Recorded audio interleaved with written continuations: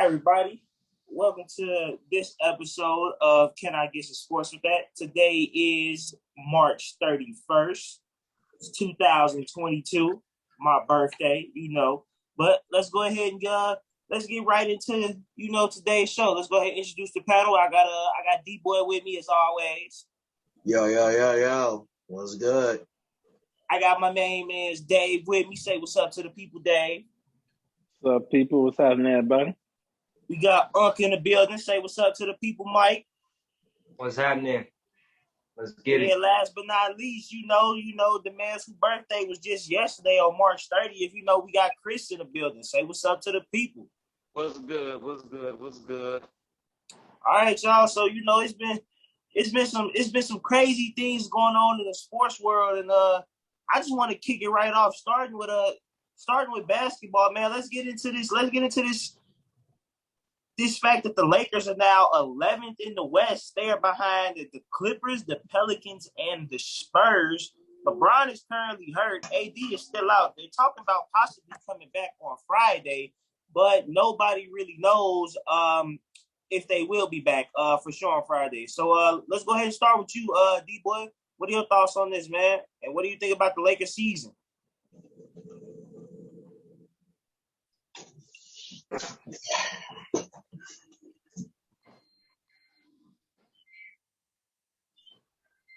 Never in a million years did I think a LeBron James-led basketball team would be such a fucking circus.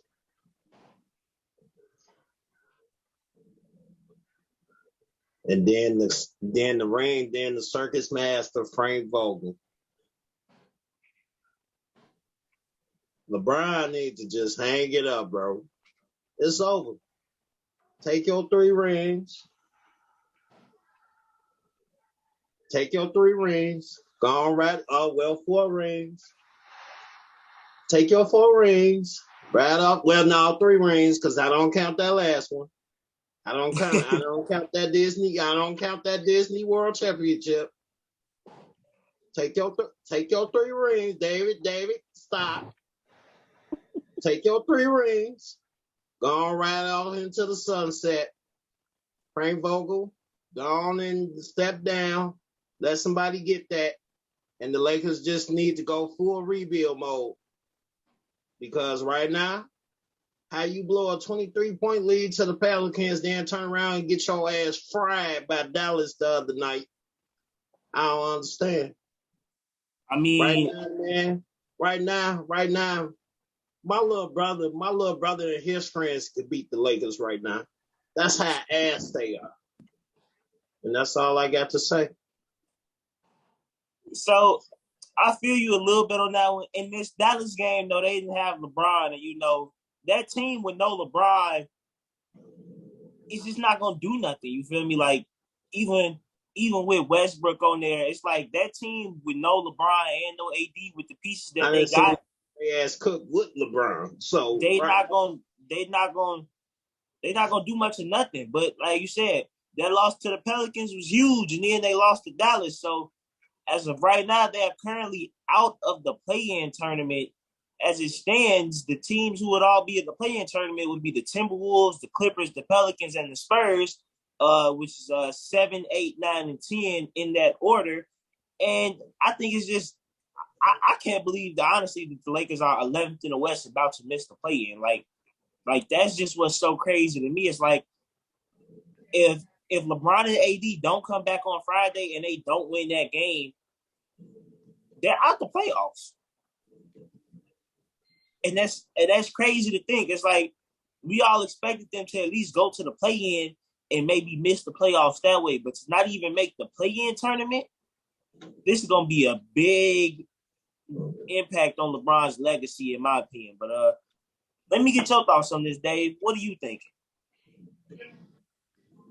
Well, first thing, I do want to stress something really quick. When it comes to the Lakers, actually, they are number 10 right now. Memphis lost last night, put them in the 10th spot right now. So right now they're currently 10th, but They're not going to stay there. I think it's all safe to say they're not going to stay there. So they will be in a playing tournament as of right now, but push come to shove, when it's all said and done, they probably will still end up missing it.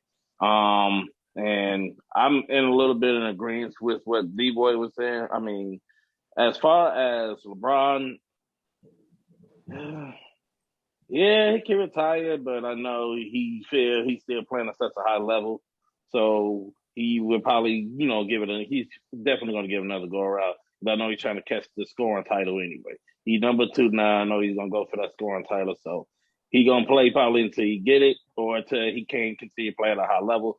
But the rest of the team, blow it up. I would trade everybody. Anthony Davis included. Russell Westbrook, I would trade everybody. Because he is partly responsible for putting this team together. And so definitely was not the team that he was expecting, because we didn't know Russell Westbrook was going to play this bad starting off. But he has turned it around to some degree, but it's a little bit too late. A little bit too late for that. And so we're going to have to sing, Kumbaya. I mean, all the songs, Good and Riddance, It's all hard to say goodbye to yesterday. I mean, any song you can think of just about to say goodbye to somebody. So, yeah, Lakers, y'all had a good run, or at least tried to have some type of decency of a season. But we know, kudos for y'all. Y'all gone fishing.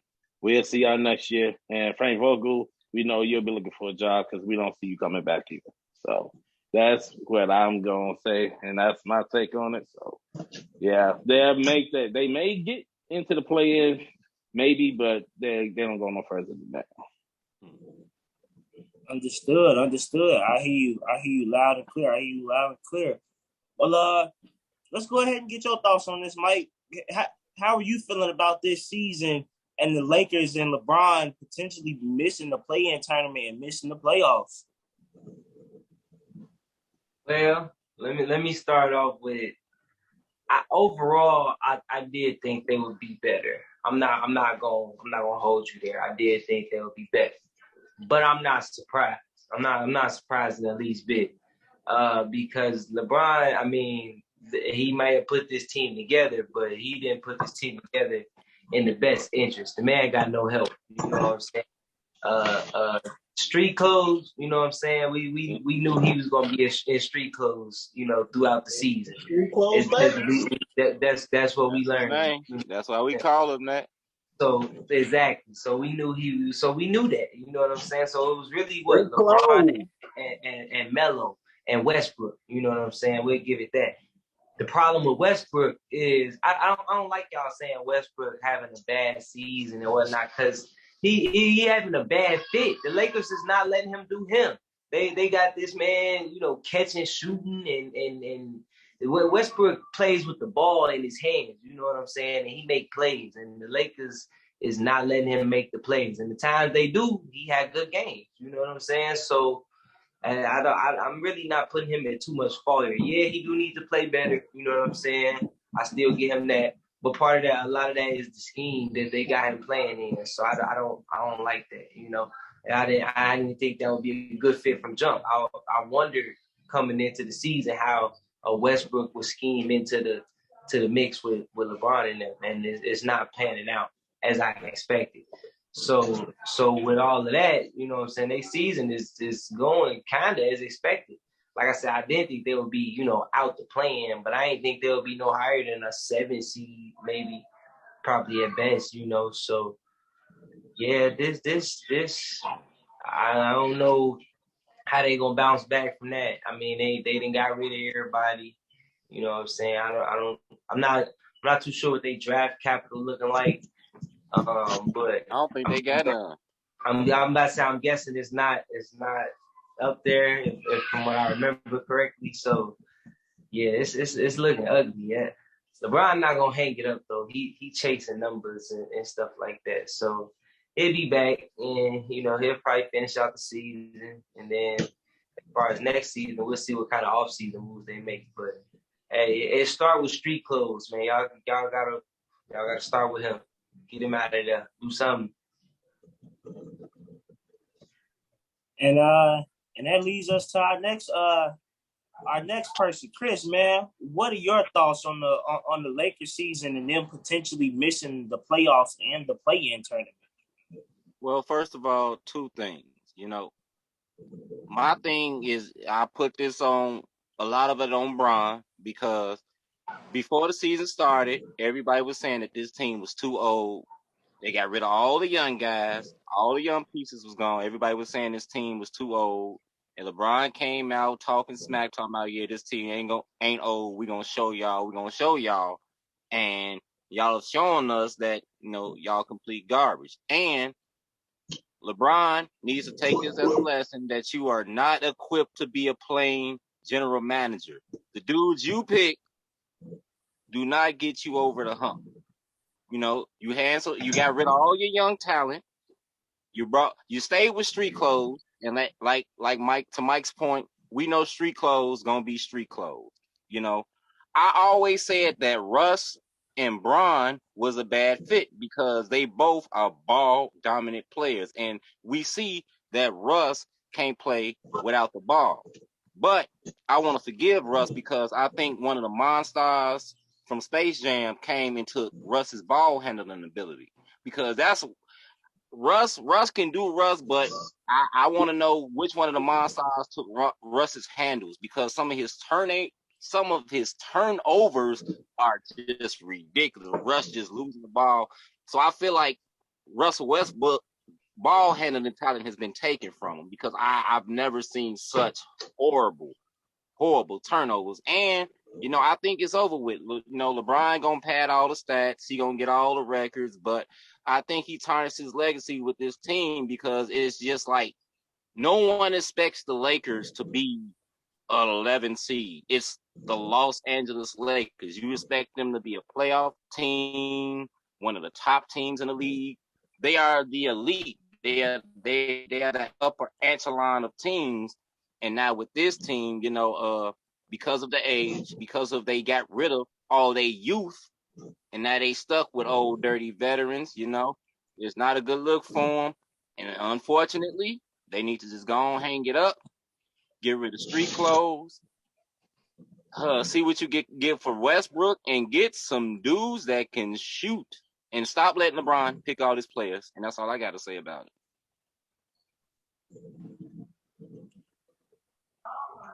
Strong opinions from the panel, strong opinions from everybody. Everybody has their own opinions and their own take on this entire situation. But it sounds like, for the most part, that we all agree that it's honestly shocking that the Lakers are in this position with the talent that they have, even though we all question whether or not it would fit. But now this leads us, honestly, into my next topic, because we go from talking about a team that has 2 MVPs to talking about the MVP race. According to ESPN, and from what I've seen and from what I've looked up, it seems like Nikola Jokic may have taken first place in the MVP race.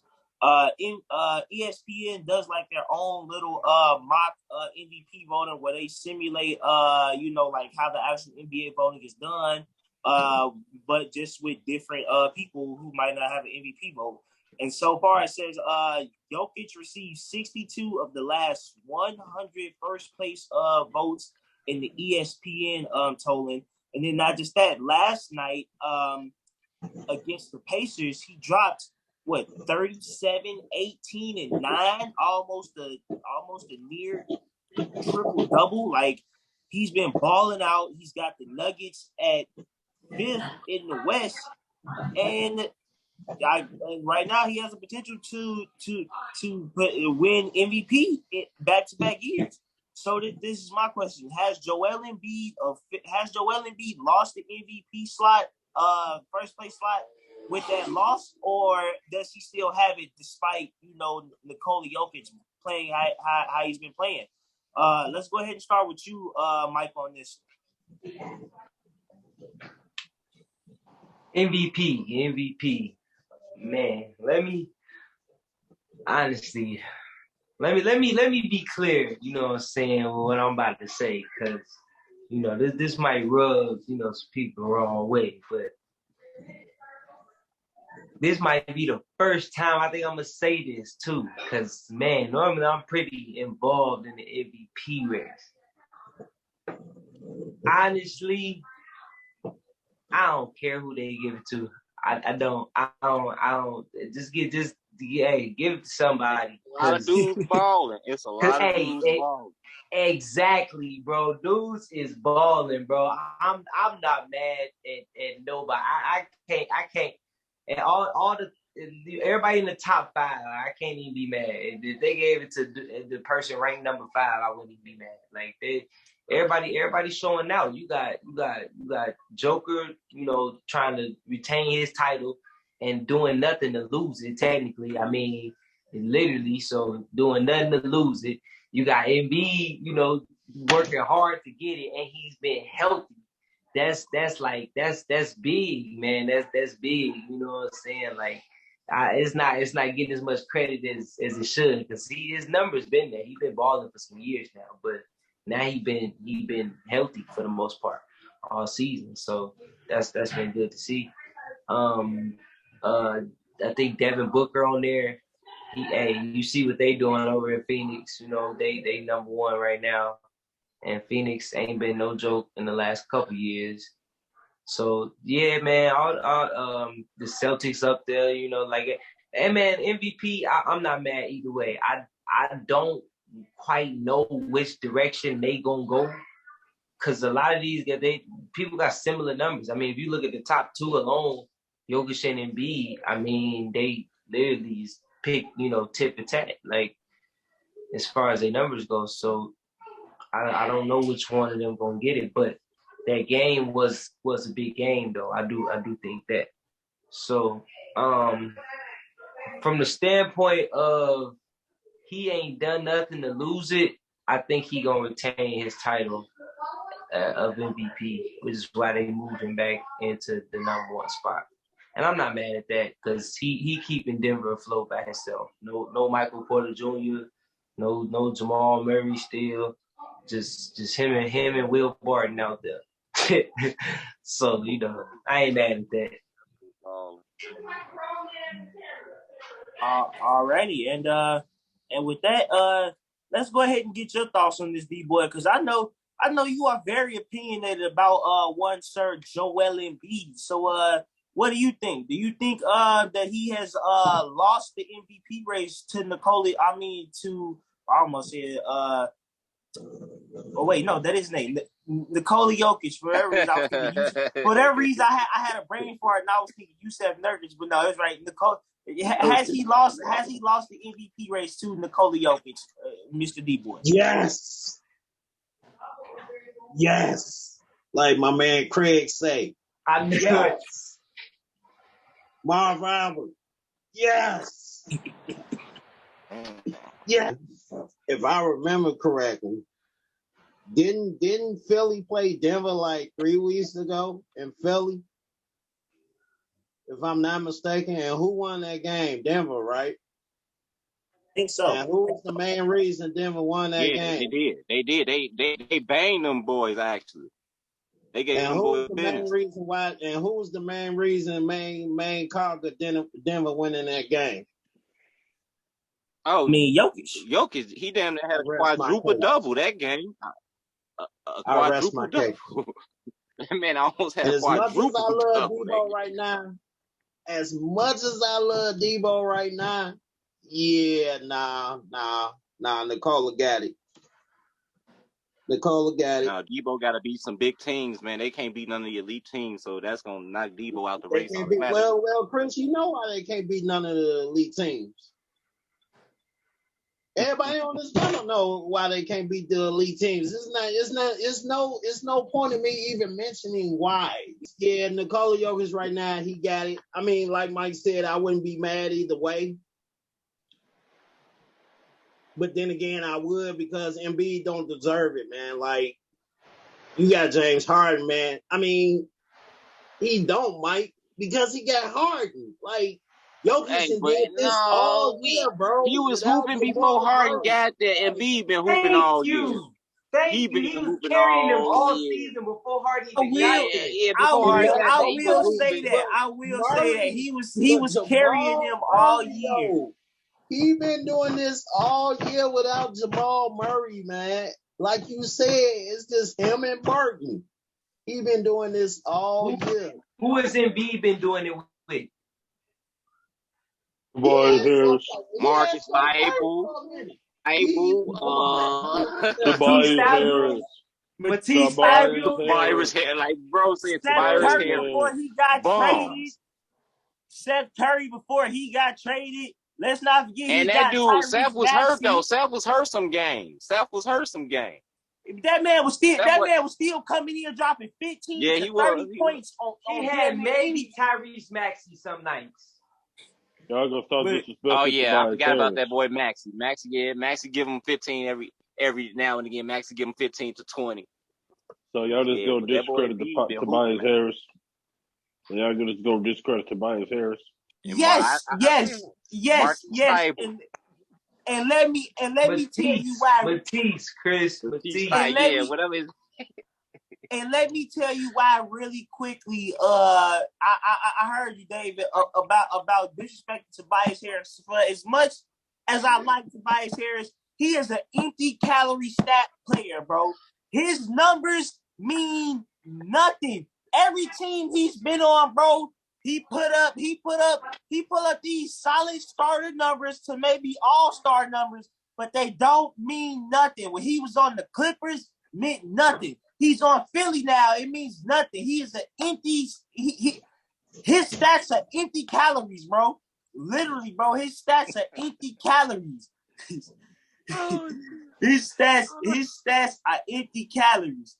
And his stats. This is what his stats amount to. No. Are you Laporte trash? I won't say trash, but they are definitely empty calorie numbers. But speaking of his teammate, the one who was supposed to be the front runner for the MVP, honestly, in my opinion, he let Nikola Jokic take it. With the way Nikola Jokic has been balling, he's put up similar numbers. Yeah, they're only fifth in the West, but I mean, to be honest, he's kind of had less help than Joel Embiid has had. Like the Sixers, regardless of not having Ben Simmons and now just acquiring James Harden, in my opinion, was still the better, like, constructed team, especially with some of the pieces that they had, you know, to start off the season. And so it's like, in my opinion, with the way Nikola Jokic has been balling, last night he almost dropped another triple-double. He just continues to show why, he is the best center in the league, in my opinion.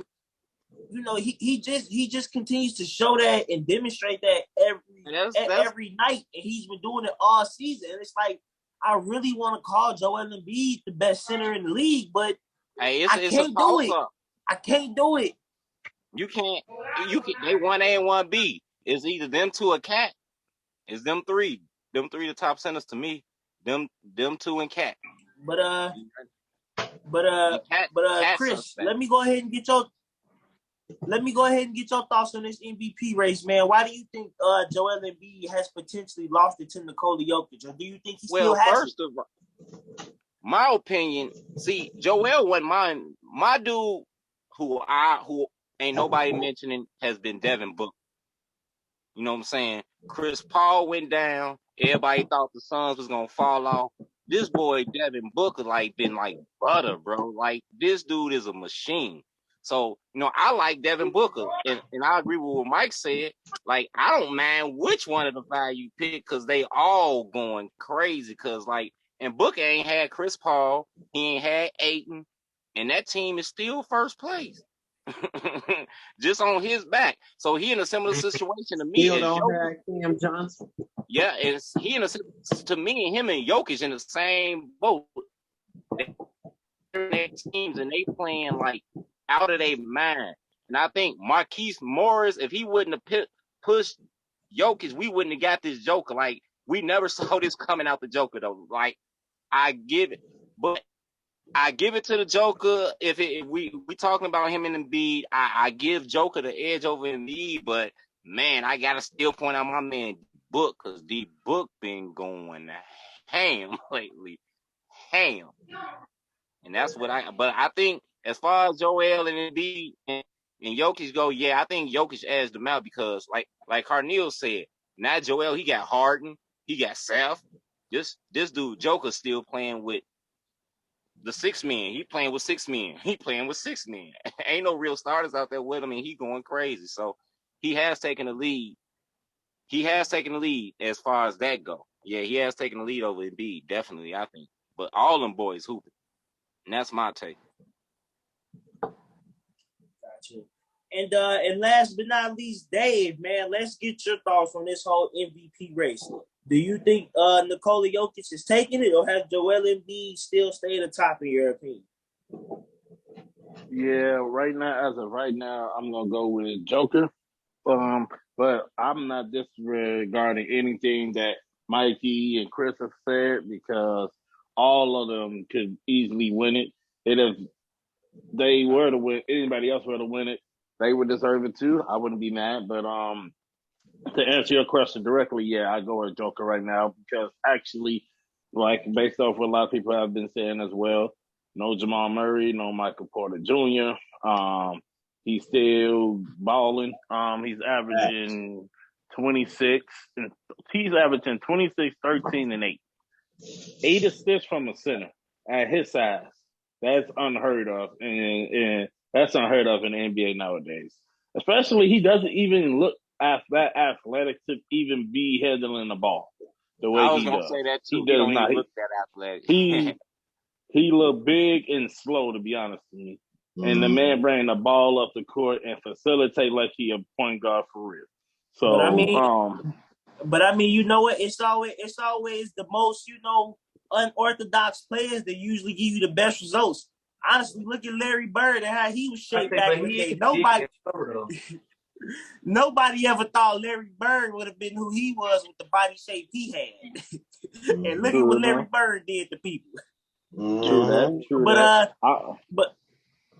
Say that about Luka too. I was just gonna say that. True that. Paul Pierce is one of them. So yeah. Since we've been talking NBA accolades and NBA awards really quickly, this kind of popped up on my mind, and I just kind of want to get everybody's opinion really quickly. Who do y'all have for 6th man of the year? Me personally, I have Sir Jordan Poole. With the way he's continued to step up, with Steph being out, when Clay was out, he just continues to, come off the bench, have a 30-point game here, maybe a 35-point game there, another 28 in like 6 games. You feel me? It's like he's just been coming off the bench and just doing what he's had to do all season long. And I just feel like, in my opinion, he's either 6th man of the year or most improved player of the year. But who do y'all got? Ooh, that's a good one.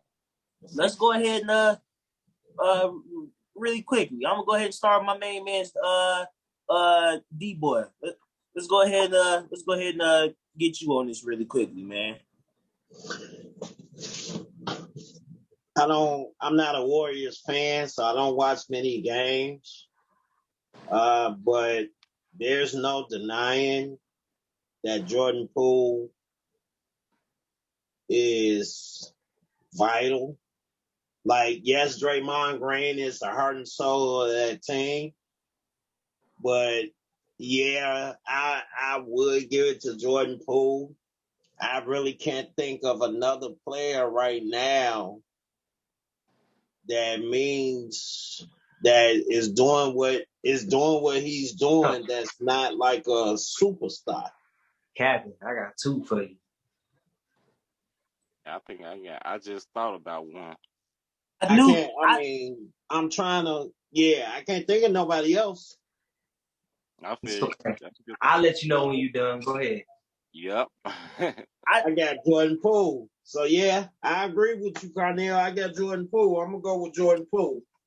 Well, I was gonna go to you next anyway, because I know you done had some real strong thoughts about this. You already started speaking up. So what are your thoughts on this, Mike? Who do you got? Well, at first, I was gonna go a different Jordan and that's Jordan Clarkson. Because Jordan Clarkson is balling in Utah. What? Y'all tweaking, man. Come on, man. That's good. Jordan Clarkson is doing the thing. Not to mention, didn't he already get it once, too? Yeah, I believe he won it last year, if I'm not mistaken. Yeah. So, yeah, he definitely due for another one. But I got somebody over him.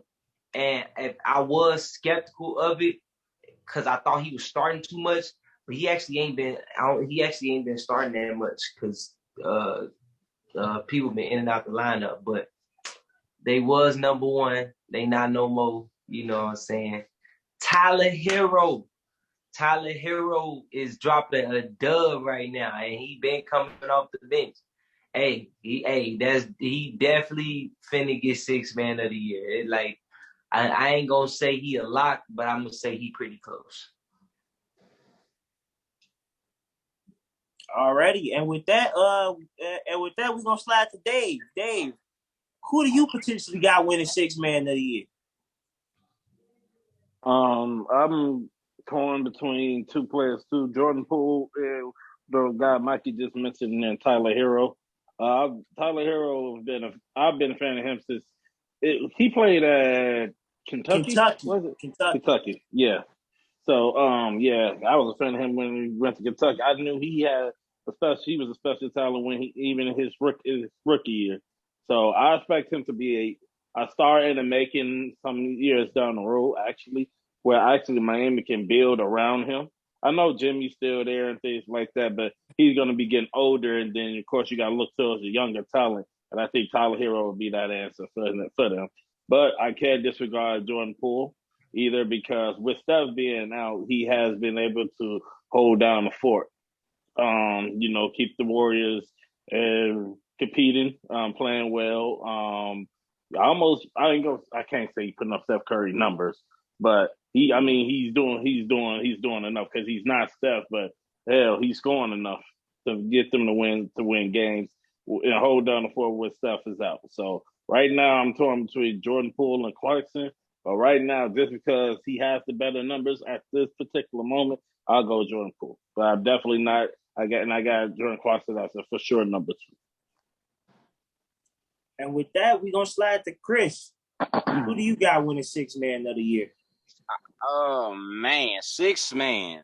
I agree with the panel saying. Like the dude I had my 6th man, I think he became a starter. It was gonna be Josh Hart. With Josh Hart, he became a starter, so I can't call him as a 6th man no more. So, and if I had to choose between Poole and Clarkson, I get an edge to Poole, man. So I'm gonna go Jordan Poole, final answer, man. I'm gonna ride with Jordan Poole because I think his impact has been a little bit more than Clarkson's, just because Steph, Clay, all them been out, all his superstars been out, and he's still been holding down. So I'll go with Jordan Poole. But it would have been Josh Hart if he wasn't a starter now. And with that, we're gonna go ahead and switch sports, because yesterday we got some very, very interesting breaking news that Bruce Arians will be stepping away from coaching to move into a front office position, and defensive coordinator Todd Bowles has received head coaching duties of the Tampa Bay Buccaneers. Let me get y'all thoughts on that, and why was it so shocking, and why none of us saw this coming. Let's go ahead and start with you, Chris. What really surprised? What are your thoughts? Because I know this caught everybody way off guard, and we're still trying to think about it in the process. First of all, the promotion in the middle of a crazy off season of an African American head coach. Never saw it coming. Never saw Bruce Arians going to the front office. I thought Tampa was going to try to run it back with the same system, the same type of team. But I don't know. Man. I think I was most shocked at the head coach promotion, because I just never saw Todd Bowles being promoted that quickly. And if he was going to get promoted, I didn't think he was going to be in Tampa. I thought he was going to go somewhere else and get a head coaching job, maybe because there's going to be a lot of teams, because Pete Carroll finna step down. it's gonna be a lot of. I thought he was gonna get one of them other jobs. I never thought him getting control of Tampa. Now, I just want to see what Tampa finna look like because he's already a defensive minded head coach, and their defense was already sick. So I want to see, man, if they gonna work on their defense or their offense, because I know they need offensive weapons, but I was not expecting, and I don't even see like why would Bruce Arians leave to go to the front office? Is that just so he can manage the team and get more power, more power than he had a head coach, or you know what I'm saying? Because in a way, he's still gonna be kind of over Todd Bowles in the decision making. So, like, was that his way to stay kind of over Todd Bowles? But yeah, it was definitely shocking. And then it's an African American head coach. It was just this big topic about not enough of us being given opportunities. We don't get the chances. We don't get this. We don't get that. And then boom, we got one. So I'm good with it from that aspect. But yeah, it did turn the football world upside down for sure. Most definitely. He really did, and it's so funny that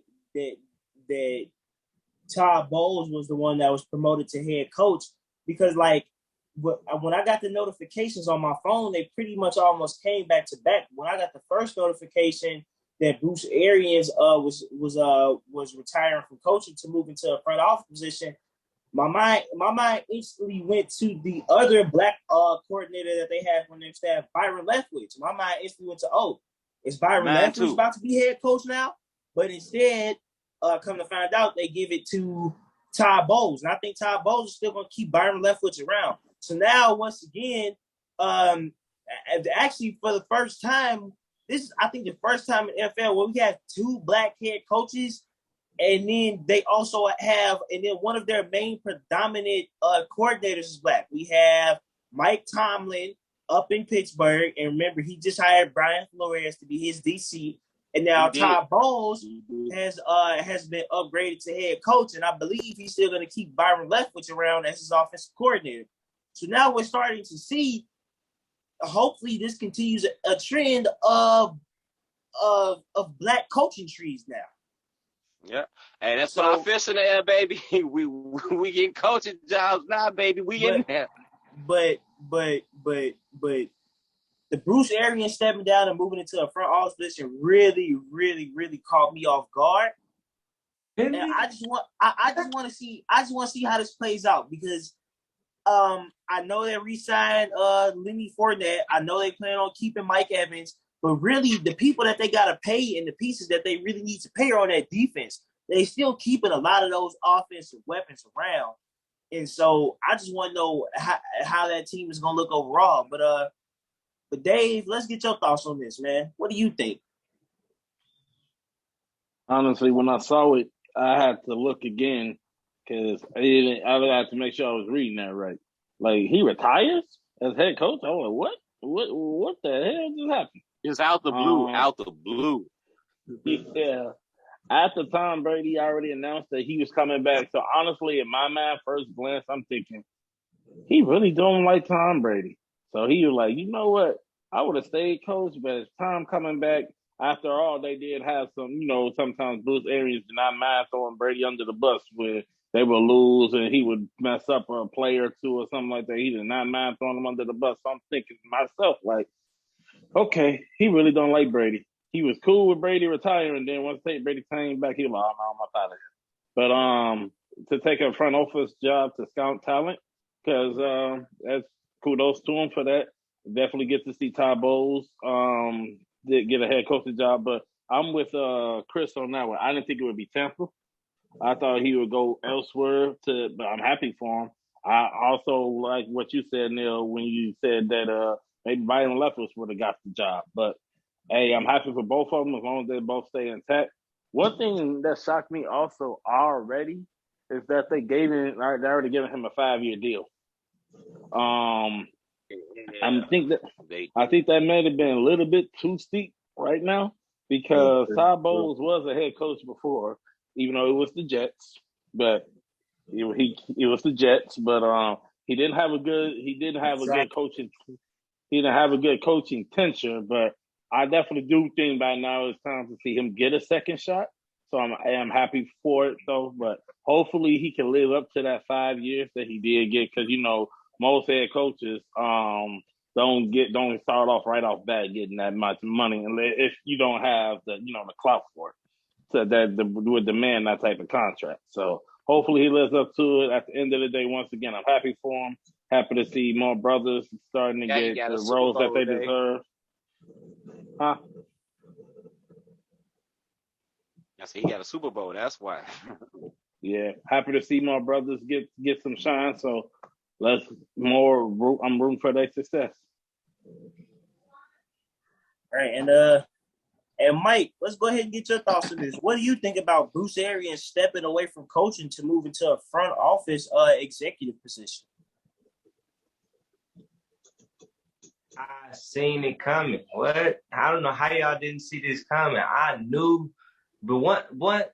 Look, I knew he was gonna be in the front office, but I didn't know when. And then I really knew he was gonna be in the front office once they won that Super Bowl. Like it was done, bro. He got Brady there, bro. He won the Super Bowl, bro. The man's going to the front office, bro. On some whole Andy Reid type, like, and he used to be under Andy Reid too. Like, yeah, bro. I knew it was coming, bro. I definitely knew he was going to the front office. I didn't think it was gonna happen this season, but I thought it was gonna happen though. So yeah, I'm not surprised by it though. But I do understand it though. It makes sense, especially, and it kind of make more sense with all of y'all mentioning the black culture aspects and what's been going on with that and the Floyd situation and stuff like that. It actually all makes more sense that they would do that and move him up. You know what I'm saying? To try to stay ahead of the curve and stuff like that, especially when you got a face like Brady that's gonna draw all that attention that come back and stuff. So yeah, honestly, all these moves make sense. I'm not surprised by them at all. You as far as like him over Byron Leftwich, I figured he would get it because like David said, he have coached before and he got a bad shot. You know what I'm saying, when he was with the Jets. I mean, exactly. Geno Smith was his quarterback. Like they set that man up for failure. It's just a nightmare. Hold on, don't disrespect Geno Smith, man. Geno is decent. Geno ain't had nothing though. Geno is decent, but he, you know what I'm saying. But they never surrounded him with nothing. Huh? They did surround with nothing though. Not really. Yeah, they just wanted Geno to do everything, and I mean he decent, he nice, but he can't do everything nice. So that wasn't gonna happen. But yeah, he definitely got a bad shot with that Jets team. So it's good to see him get another one. But as far as a surprise, none of it's surprising. And I think for the most part, nothing's really gonna change. They gonna stay under the same schemes and pretty much, do what they was gonna do had they not made the moves. I do think they might be a little bit better defensively though. And I do too. That's that man's strength is defense. Yeah, so I think from that standpoint they'll be a little bit better. But we'll see. He said Geno Smith was the decent quarterback. Cap. He wasn't horrible. Yeah, Geno was decent, bro. He was decent. Would you say Geno Smith or Tyrod Taylor? Tyrod. I rest my case. I rest my case. But Tyrod keep giving a result of that. But Tyrod keep getting bad breaks though, man. Like Tyrod falls in that conversation of like the most unluckiest quarterback in like NFL history, bro. He gets the worst breaks. I'm only listen. I ain't gonna lie to you. I'm only taking Buffalo Tyrod over Geno. If it ain't Buffalo Tyrod, I don't want him. Fair enough. I was thinking the same Give thing. me Chargers Tyrod till he had a needle poked His in his lung. lung. Nope. His lung Nope. got punched. Yeah. Nope. I Till don't his want lung that one. got punctured. Yeah. Nope. He I was don't want that balling one. and then his lung got Nope. punctured. Yeah. I don't want that one. I He want was Buffalo. about. I want Buffalo. Buffalo was different. He was different in Buffalo. But Did he that lose being the my real quick there? I'm just trying to think. Was he there before EJ Manuel? That's what I was just about no, to ask about him. What happened to that guy? He No, was no, there. I straight. If I'm not believe mistaken, he was there with EJ Manuel. EJ Manuel came yeah, off the yeah, bench with them. right, Yeah, right, they right. got that at So the right, same time. so I believe it was a quarterback competition between them. And I think EJ Manuel went back to wide receiver or something like that because he used to play wide receiver as well. One of them converted back to a wide receiver, and I think it was EJ Manuel. No, Yeah. EJ Manuel was the backup. He just stayed the backup. Yeah, I think he he stayed won. quarterback. He just I know he won. I know he quarterbacked a just few never got games. the Maybe most Tyrod was opportunity. hurt or something. But yeah, I would never be sold on Geno Smith. No. But D-Boy, what do you think about Bruce Arians stepping down as coach this upcoming season to be in a front office position and giving Todd Bowles that position as head coach? What do you think? And what are your thoughts on this? I mean, I didn't see this coming. I didn't see this coming because I wasn't, I didn't see this coming because I'm not a Tampa Bay Buccaneers fan. How did nobody see this coming? I don't understand. So I saw it coming. I just didn't see it coming this season. Buccaneers fan. Which is honestly, it caught me off guard. I'm sorry to interrupt you.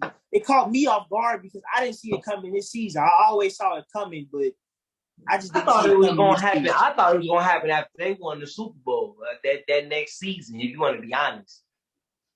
Because I think Bruce Arians wanted another ring. He still I think he wanted another one before. He still get the ring as long as he's part of the organization. Let's get D-Boy his space. Didn't see it, like I said, didn't see it coming. Not a Tampa Bay Buccaneers fan. I'm a Tom Brady fan. It's quite obvious that Bruce Arians does not like Tom Brady, and I'm sure the feeling is mutual. Now, as far as Todd Bowles is concerned,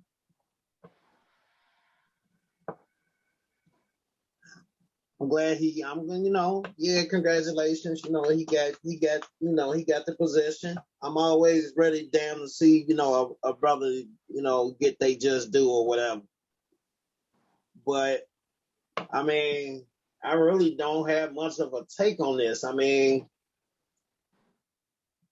I hope he does well, but it's going to be interesting to see how him and Tom coexist because Tom is a handful. Tom is a handful, and it's going to be, in my opinion, it's going to be interesting to see how they coexist. But yeah, I think what's going to happen, he's going to let Tom run the offense. He's going to let Tom run his own offense. He's going to let Tom run his own offense. And that would be smart for him to do so. And he focuses on the defense. Let Byron and Tom run the offense. You run the defense. Now, as far as Bruce Arians taking that front office position, that's cool. He get to still be around the game he loves or whatever. But like I said, it's quite obvious that him and Tom don't like each other. They coexisted, but like to David's point, like when he found out Tom was coming back, I think that's what sealed it. Like I said, or I shouldn't say I didn't see this coming. I just didn't think it would happen this year. I'll say that, and that's my take on it. You think the front office to get Tom out of that? I mean, if that's why he took the front office position, man, that's some backdoor ass shit. in my opinion. If you take a position, if you take a position to spite a player that you don't like to get them out of there, to run them out the organization, that's a snake move. That's clown behavior. Just my opinion. I don't think he's doing all that, but I feel you though. I hope he ain't. I hope he ain't, man, because I would lose. And I actually like Bruce Arians. I think he's a brilliant football man. But if it was found out that if it was found to be, he was doing that, man, I lose all respect. Hey, you say you don't like Tom? That man getting off like, yo, y'all gonna bring him back? I'm finna get rid of him again. Nah, man. Hey, like I said, now come on, Chris. You know where we from, man. We consider that clown behavior. Yeah, facts. Man. Hey, I can see you doing that if AB came back.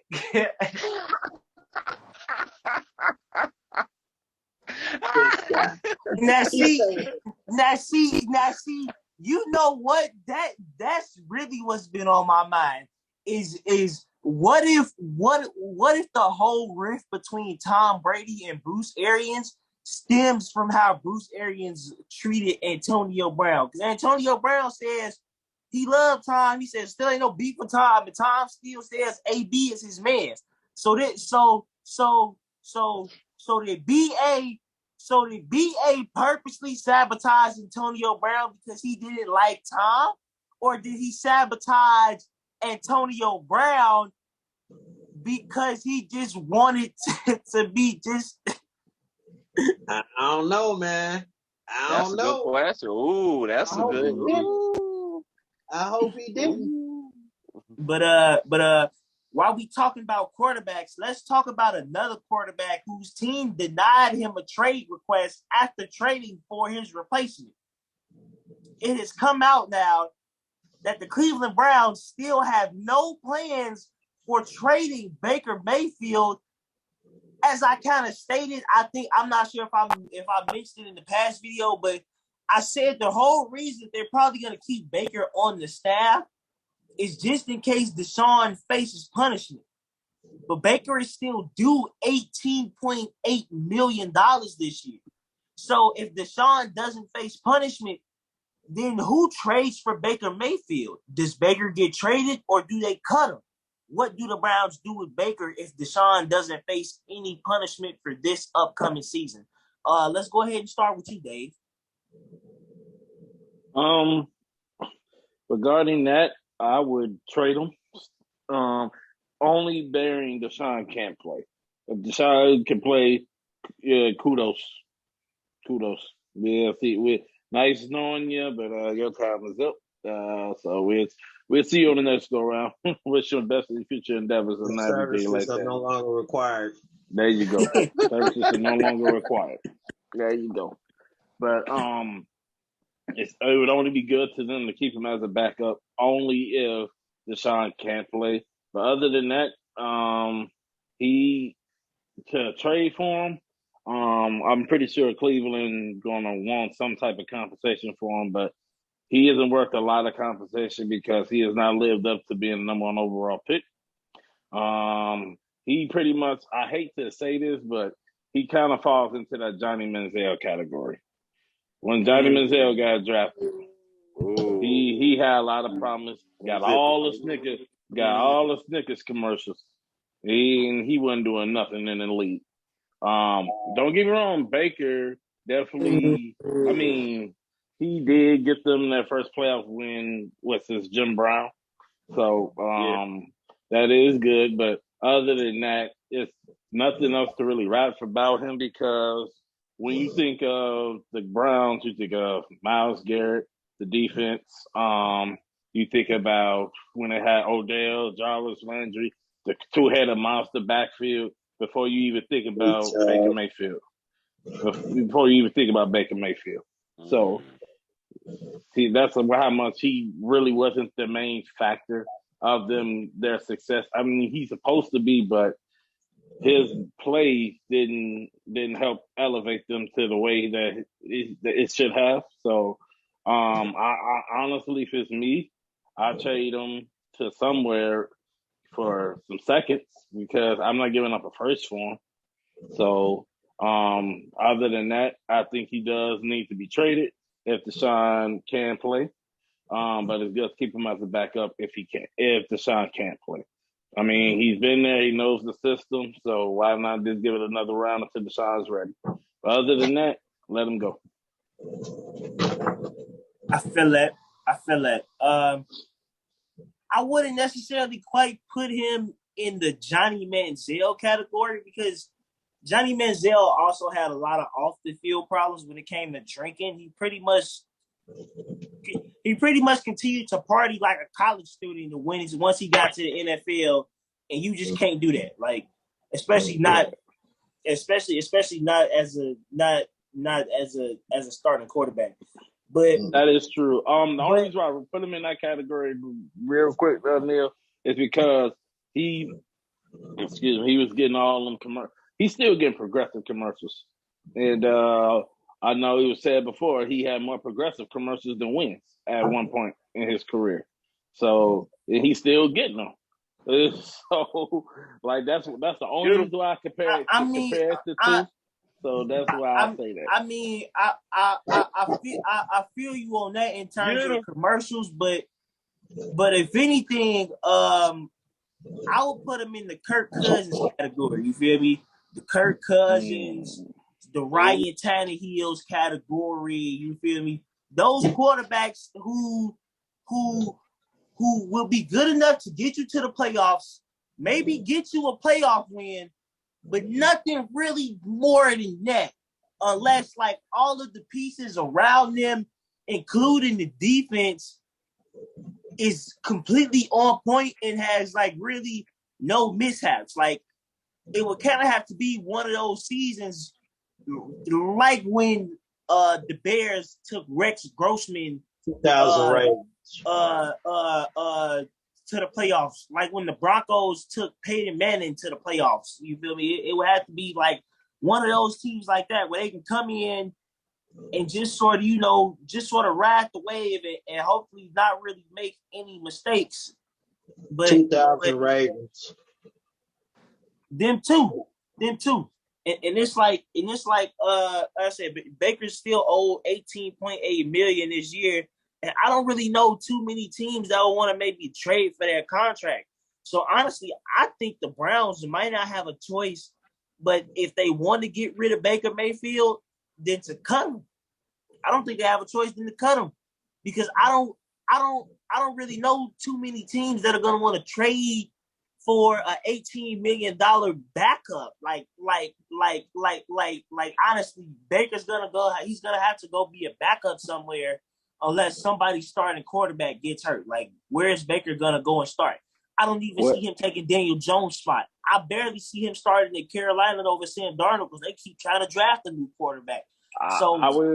So where's Baker Mayfield gonna go and start at? Like he's gonna be an $18 million back. I mean, they got Drew Lock. I think he can start over Drew Lock because that's who they finna go with. I think Seattle, hell, even Houston, maybe. I mean, but then Atlanta? if he goes to Seattle, it sort of puts him back in that same spot that they kind of been in with Russ in the last couple years in a team that could be potentially like middle of the pack. So what is that really going to do for them? Because let's say Baker goes there and he does mesh with them and they do, do a little something on the field together. Let's say that team goes like, I don't know, 7-9 or 8-8. Like, where does that really leave them in terms of trying to get a better draft pick or even maybe making? Or I'm sorry, Will, it wouldn't be 8-8 because it would be 8-9. They would have to go either 7-10 or 8-9 because it's 17 games now.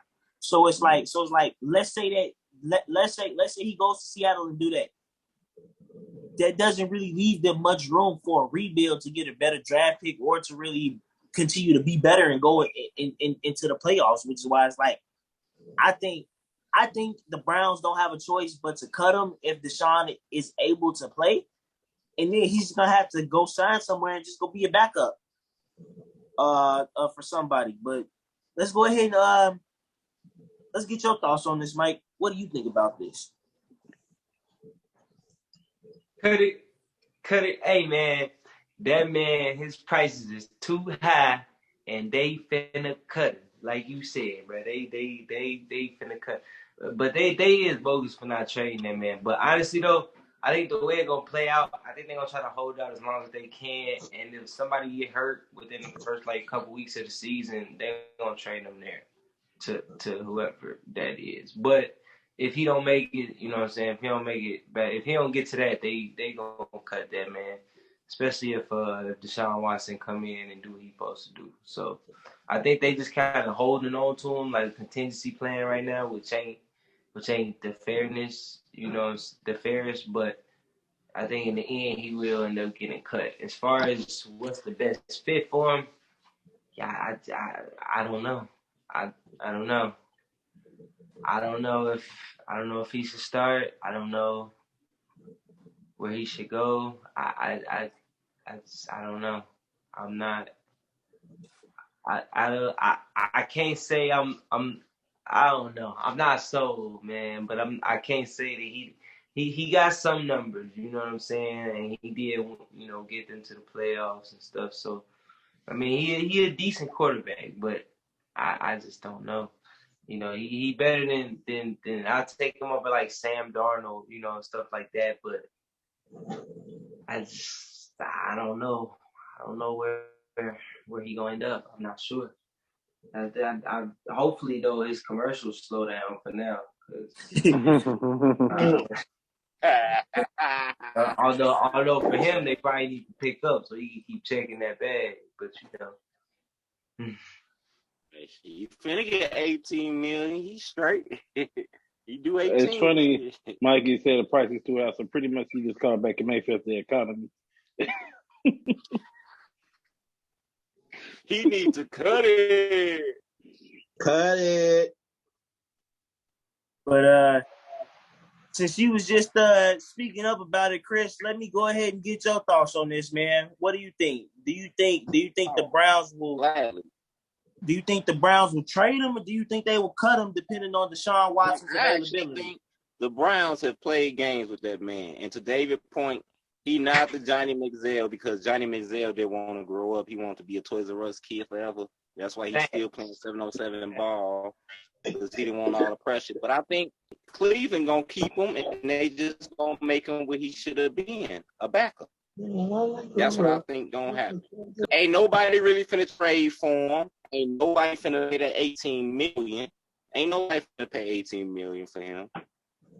He had one playoff season, got one playoff win. I think they just gonna keep him as. I really strongly think they gonna keep him as a backup or cut him. That's just what I feel. He's either gonna stay the backup or he gonna get cut. Simple as that. Alrighty, and D-Boy, what do you think the Browns are going to do? Do you think the Browns are going to keep him, or do you think the Browns are going to trade him, or do you think they're going to cut him based on Deshaun Watson's pending availability? Well, first off, shall man in time.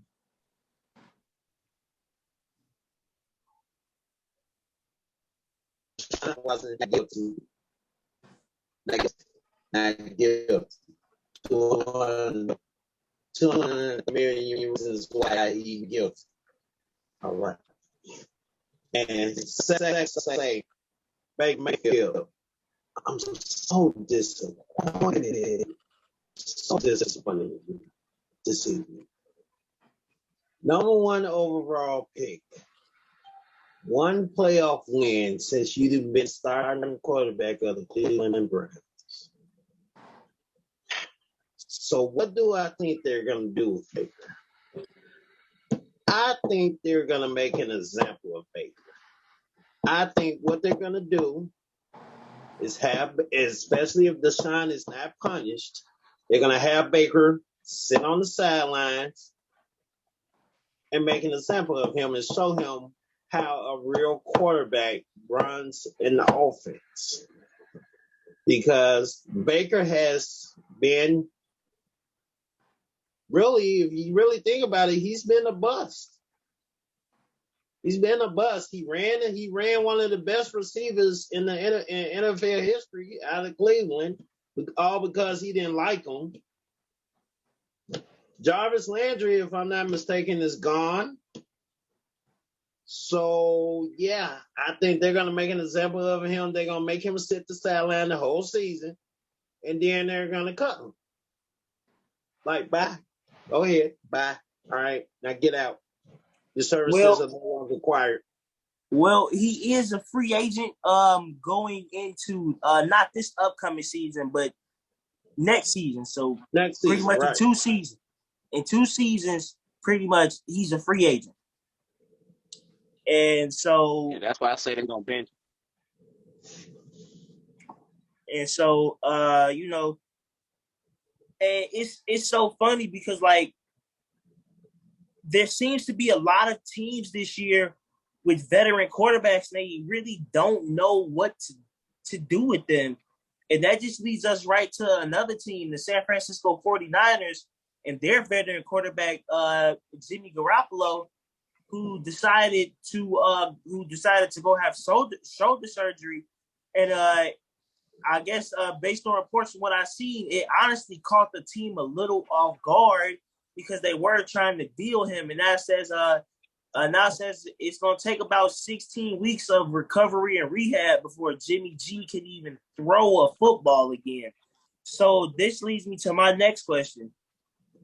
Will the 49ers keep Jimmy G? And if they do, will they start him or will they start Lance? Or will it be one of those situations where Jimmy G ends up being the backup? They wait until like somebody's starter gets hurt and then they trade him in the middle of the season. What is Jimmy Garoppolo's fate going into this season? Mike, let's start with you.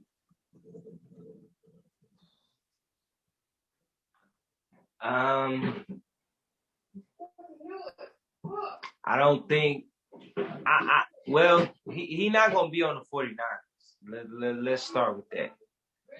You know what I'm saying? The 49ers this season is Trey Lance time. You feel me?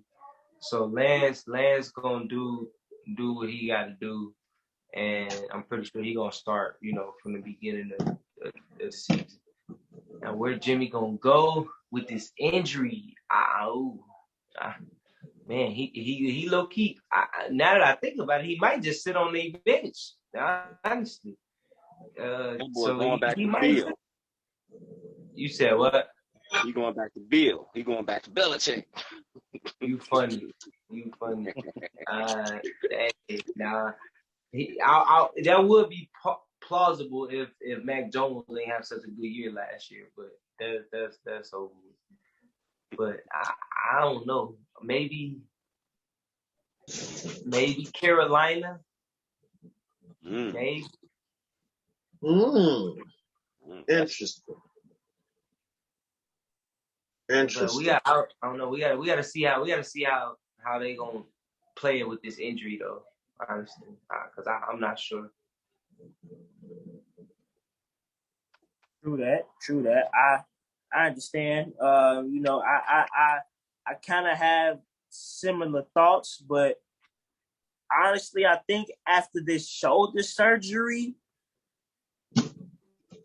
I think they keep Jimmy G around because I'm not really sure how many teams are gonna want to trade for him, and some of these teams that need quarterbacks, you feel me? Unless their starter gets hurt, a lot of these teams now have actually taken interest in a lot of these quarterbacks, specifically Malik Willis and Kenny Pickett, who I predicted would end up probably both those quarterbacks are probably going to end up going in the top 10 in this year's draft.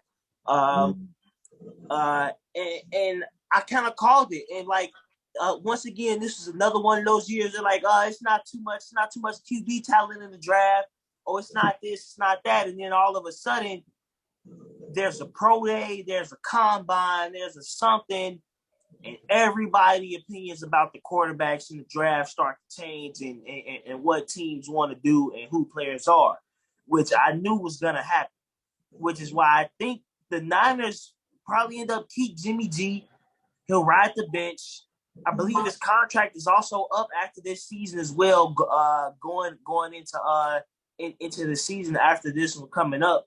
So I think honestly that his fate right now is to be just another costly backup, kind of like Baker Mayfield. Like this seems like this seems to be the year of the expensive backups. Yeah, that's what I was saying when I said, you know, as I think about it, he might stay there and just be on their bench because with this injury, they kind of real limited on what they can do.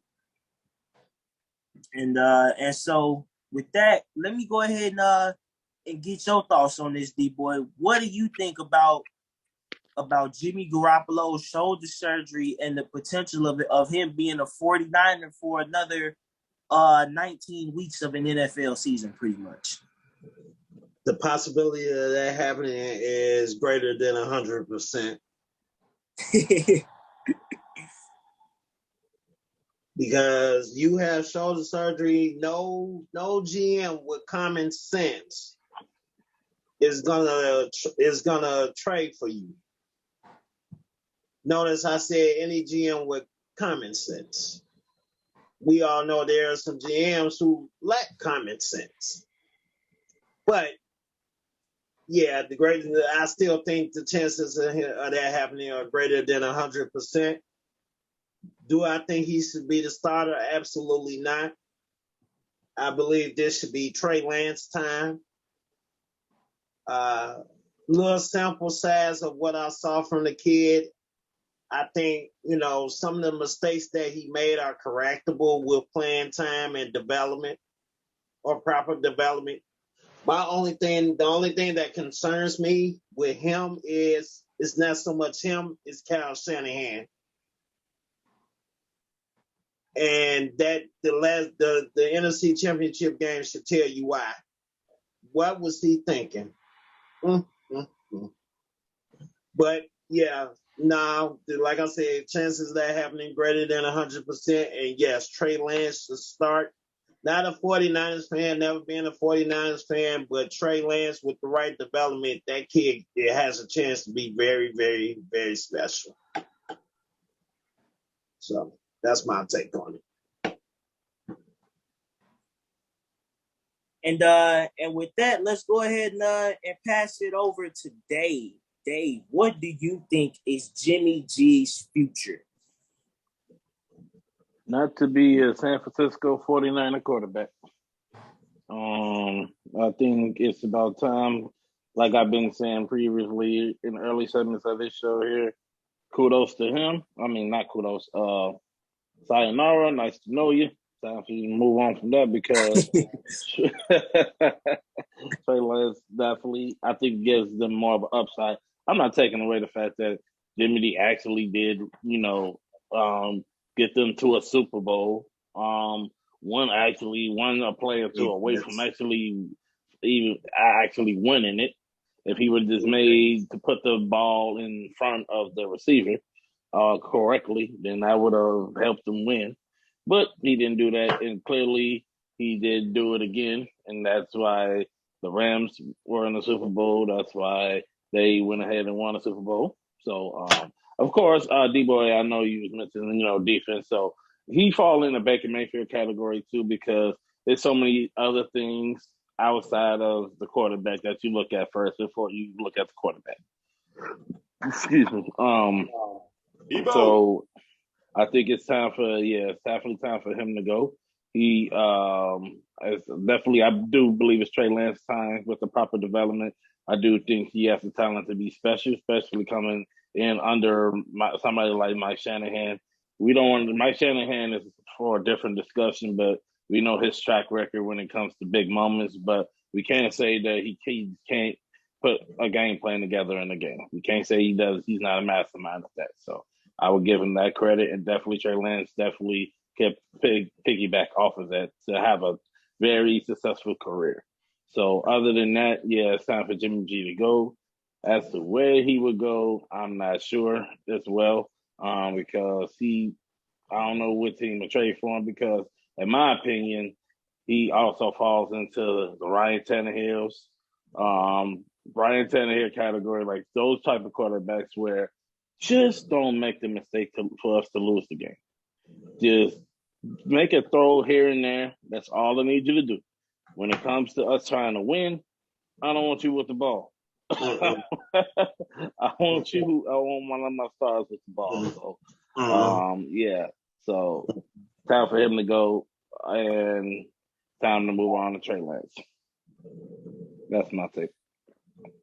Alrighty, and last but not least, we're gonna go ahead and toss it over to Chris. Chris, what are your thoughts on Jimmy G's future, and will the 49ers potentially start him over Trey Lance? Well, first part, he not starting. It's over with. He's had his last start in San Francisco. It's now time for him to take the back seat. But you also brought up a good point about this being a year of the expensive backup quarterback, because it's like if you look at the quarterback market with all the young quarterbacks emerging and playing at them super high levels, it's making a lot of these kind of veteran guys kind of like expendable. And it's going to be like, I think every team is going to have like a overpaid backup quarterback. I think it's getting to that point because you still got Baker Mayfield, Jimmy G's, dudes who could probably still start if they had to, but you don't necessarily want them starting. So I think it's going to be an oversaturated market of expensive ass backup quarterbacks, and Jimmy G and Baker Mayfield going to lead that way. And I definitely think it's Trey Lance time in San Fran. I do think Jimmy G might stick around and be the backup because, coming off shoulder surgery, ain't nobody finna start you. And I'm like, what everybody else, where else is he going to go other than maybe Pittsburgh or run back to Bill Belichick? You know what I'm saying? So I don't really see no other offense that he kind of fits, because the Ravens already have Lamar Jackson, because that's the only offense that fit his skill set to me, and they already got their quarterback in place, and they got the backup in Huntley. So, like I said, I think Jimmy G just gonna stick it out until the end of his contract, and then see what he can do in free agency. I do think he's just gonna be the backup this year.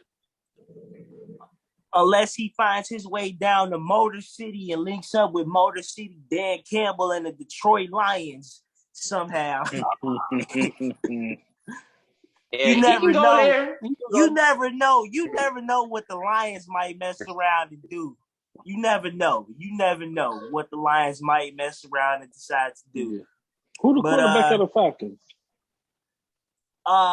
They went and got Marcus Mariota, I believe. They went and got Super Mario.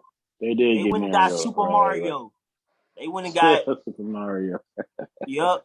They went and got Super Mario. You feel me? This man said Super Mario. Do Cap get a chance, y'all? Nah, Cap is done. Cap is done. Unfortunately, it don't matter. It don't matter. It don't matter how many Pro Bowl wide receivers, how many starter wide receivers go work out for him. Until that man gets like support from like a top NFL quarterback that all the NFL loves. You feel me? It's done. It's done for Cap. Fair enough. Yeah, I hate to say it, but yeah, it's over with. And the funny thing is, ain't nobody really dying to sign him anyway. Nope. So, well, he did get some traction with Seattle. Pete Carroll did bring him in. Pete Carroll brought him in, but ain't nothing came up. No. But that's also because there's more quarterbacks with the kind of skill set that he has. That's why it's like Colin Kaepernick sort of led this type of quarterback into the new age, and then through trying to take a stand about things outside of football, unfortunately, it cost him his football career, which is a very unfortunate thing. But honestly, fellas, I believe that is all for today. I had a great time talking with y'all. As always, NBA season's wrapping up. Playoffs are around the corner. NFL offseason drama just continues to roll on, and we will all have it covered for you all right here on Can I Get Some Sports With That weekly on YouTube. Remember to follow us on Twitter as well. Give us a like on Facebook. Don't forget to subscribe and hit that notification bell. And we will catch you all on the next one.